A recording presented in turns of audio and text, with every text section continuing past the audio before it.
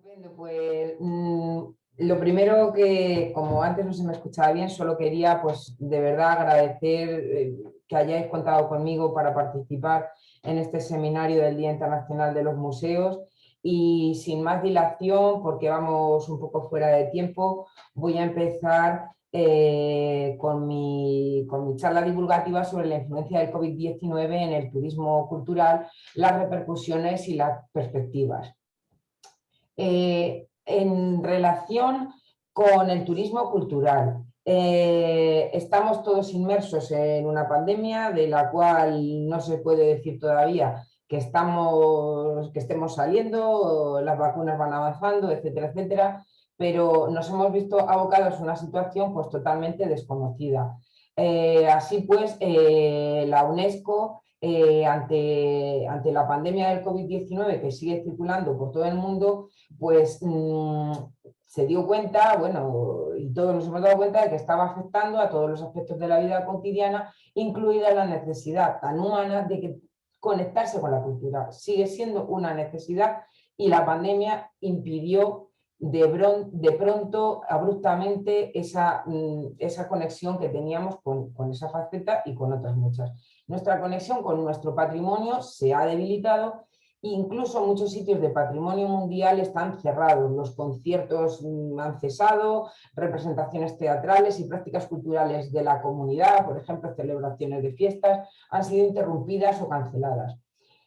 El derecho fundamental del acceso a la cultura se ha visto restringido con medidas de confinamiento que hemos tenido que asumir como medidas impuestas por los estados para hacer frente a la crisis sanitaria. Todo esto pues, nos ha sobrevenido de repente y estamos en esa situación de crisis, que también esta crisis ha puesto muy claramente de manifiesto las vulnerabilidades que tenía ya el sector cultural.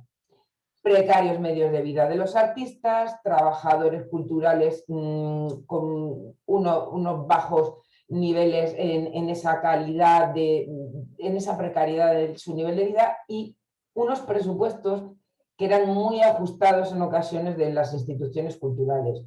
Por otra parte, el alcance total de la contribución económica del sector cultural se ha subestimado.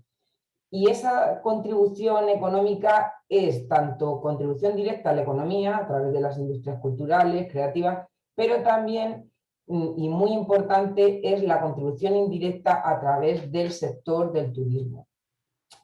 Por otra parte, el Consejo Internacional de Museos, en un estudio que hizo en mayo del año pasado, constató pues, que la pandemia se había revelado como el verdadero peso económico del sector cultural y creativo, además del valor intrínseco que tiene la cultura como expresión de la humanidad y que el 13% de los museos puede que nunca volvieran a abrirse, así como que el 95% de los 95.000 museos habían tenido que cerrar sus puertas debido a la pandemia del COVID-19.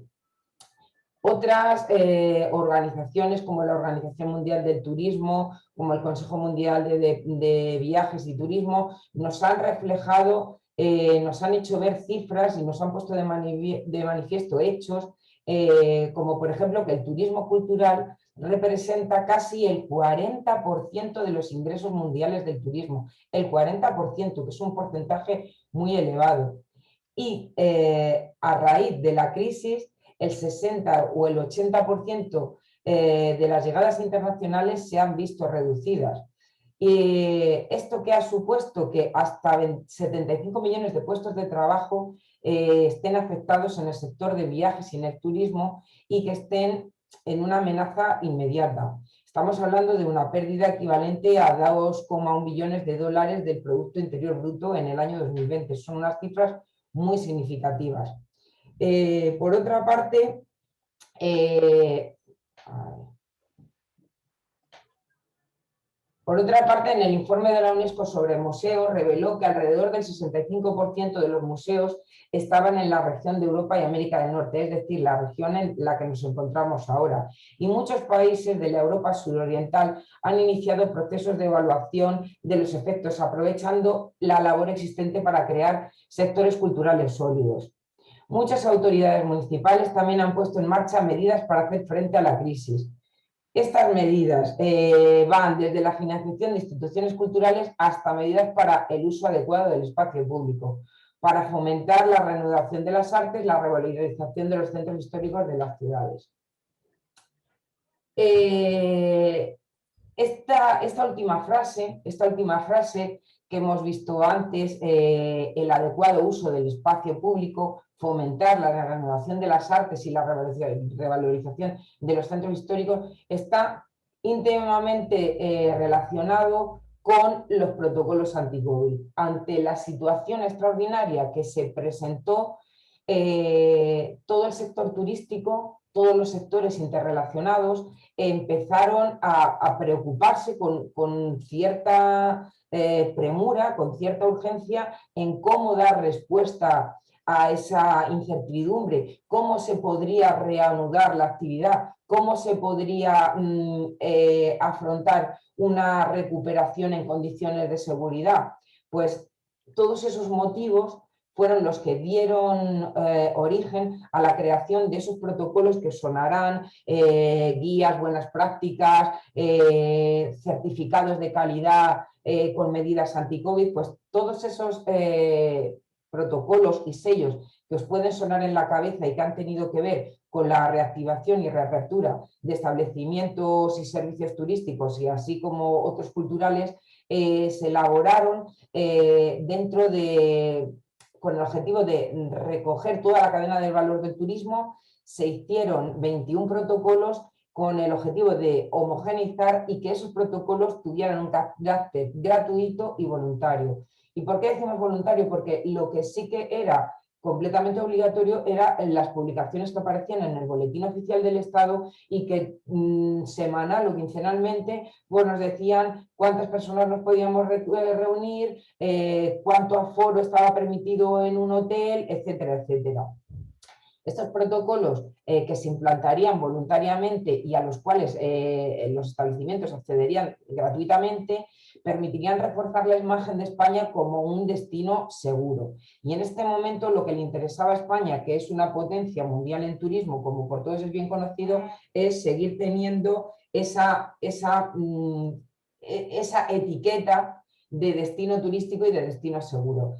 ¿Quién elaboró esos protocolos anti-COVID? Pues los elaboró el Instituto para la Calidad Turística Española, pero por un encargo de la Secretaría de Estado de Turismo, con la representación de las comunidades autónomas, Federación de Municipios. Fue una elaboración muy participativa.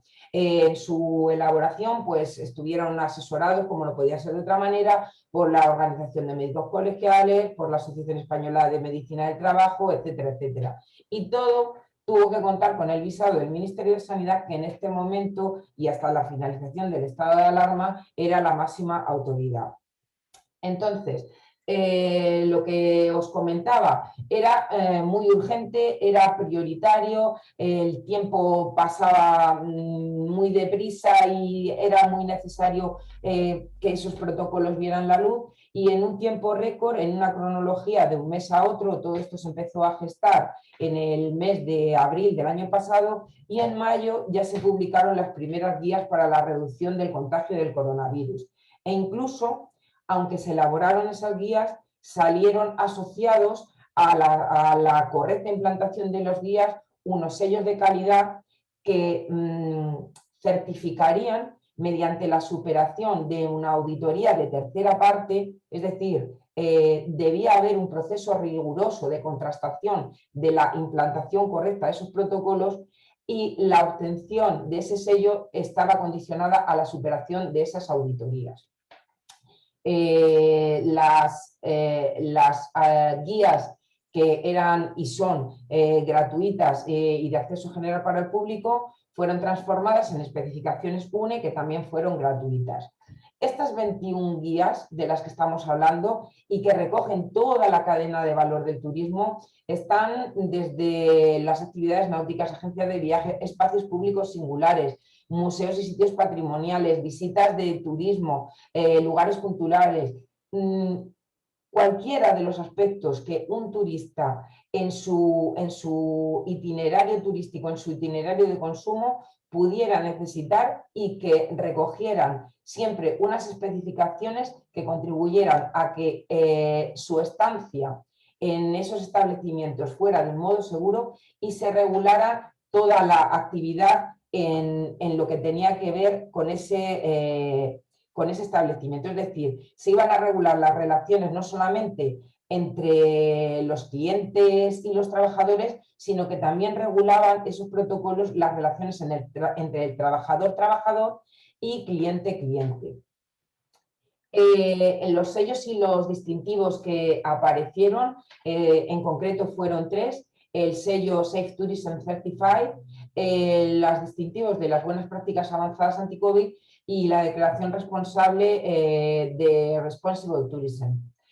Aquí, por ejemplo, os presento gráficamente para que os familiaricéis o si habéis tenido oportunidad de ver algún establecimiento que tenga en su puerta o en su fachada o en su web el sello Safe Tourism Certified.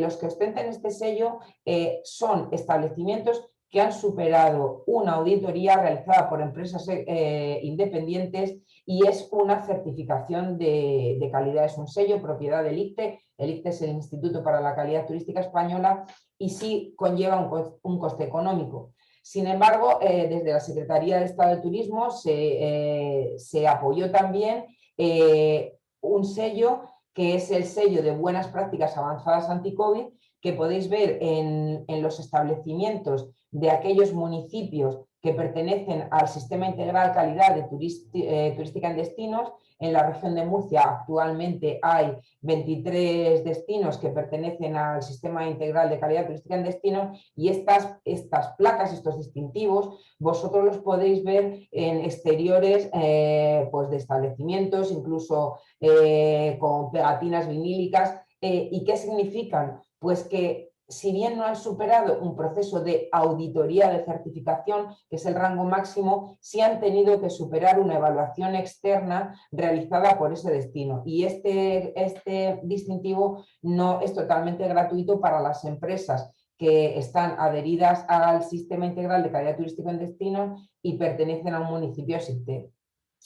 Ante esta situación, ¿qué hizo la región de Murcia? Estamos retrotrayéndonos al año pasado, el periodo de abril-mayo, cuando estaban proliferando un montón de sellos, un montón de iniciativas.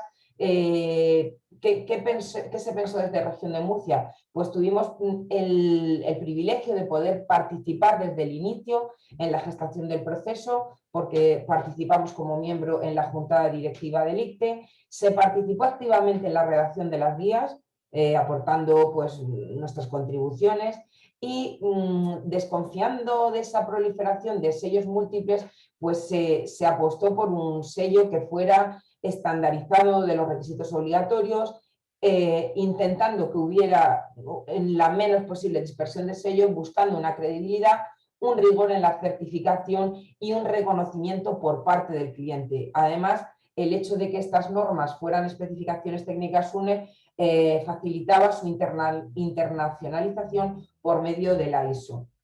En la región de Murcia, a día de hoy, son 66 los establecimientos y servicios certificados con el sello Safe Tourism Certified, que es el más riguroso, el que se audita por certificación de tercera parte, y de los cuales son 28 las oficinas de información turística. Fue la red de oficinas de turismo de la región de Murcia la primera de España en obtener la certificación. Tenemos playas, hoteles, espacios de congresos, balnearios, transporte turístico y un parque de atracciones y de ocio que están certificados.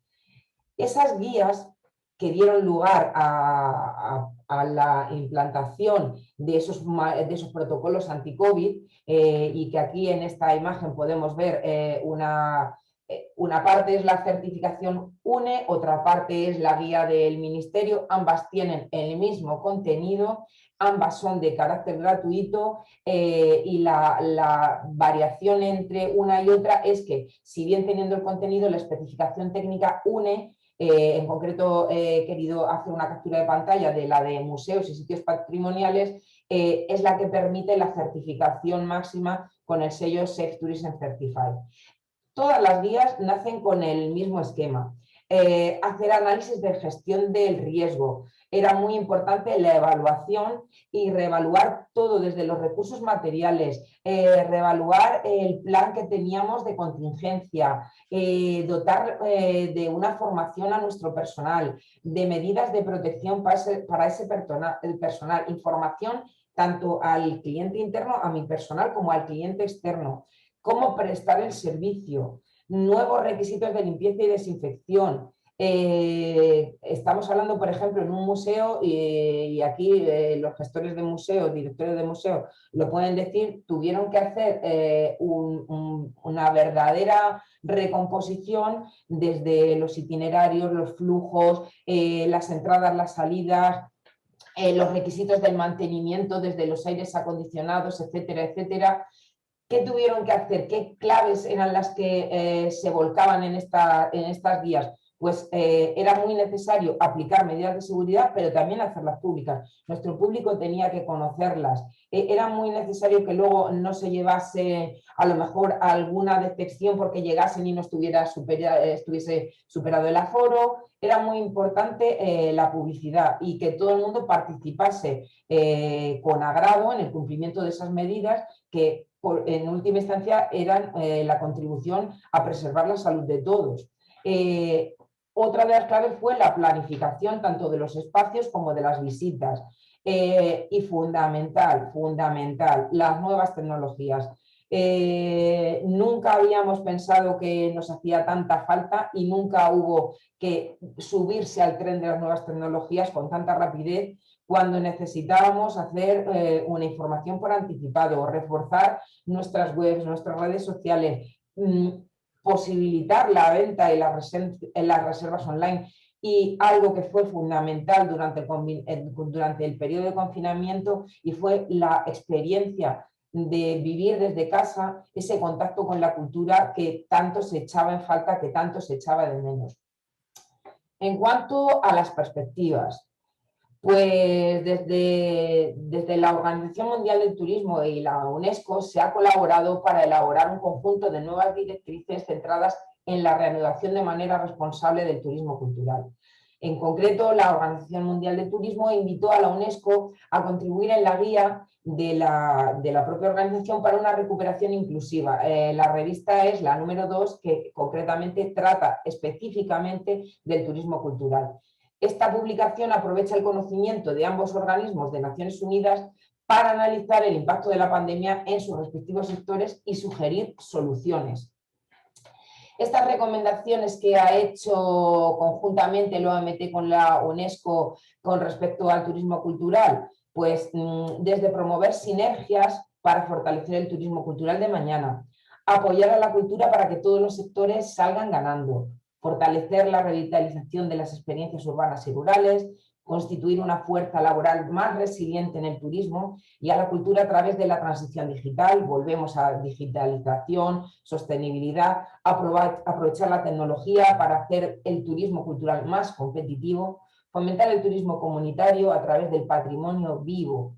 Qué importante es nuestro patrimonio vivo. Fomentar una recuperación del turismo cultural para todos y proteger la naturaleza como un aspecto clave para salvaguardar la cultura.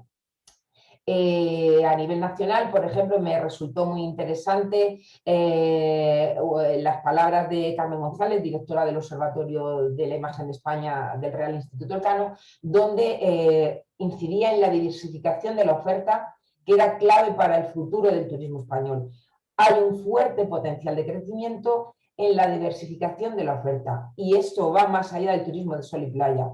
Nuevas localizaciones y actividades para disminuir la masificación de esos destinos ya maduros y la necesidad de ver incrementar otras ofertas turísticas por zonas menos masificadas, entornos naturales y la mejora de las rutas culturales. De hecho, ahora mismo cualquiera de nosotros como usuarios percibimos la necesidad o el encanto por visitar zonas menos masificadas, los entornos naturales son ahora mismo un atractivo que a lo mejor antes no valorábamos de esa manera, y las rutas culturales se están empezando a configurar como una propuesta realmente muy atractiva. La semana que viene tiene lugar la celebración de FITUR, la Feria Internacional de Turismo en Madrid, que se celebrará con todas las medidas de seguridad, en fin, y las restricciones mayores de la historia, y estoy segura de que el turismo cultural es una de las apuestas que se pondrán en valor y que se mostrarán.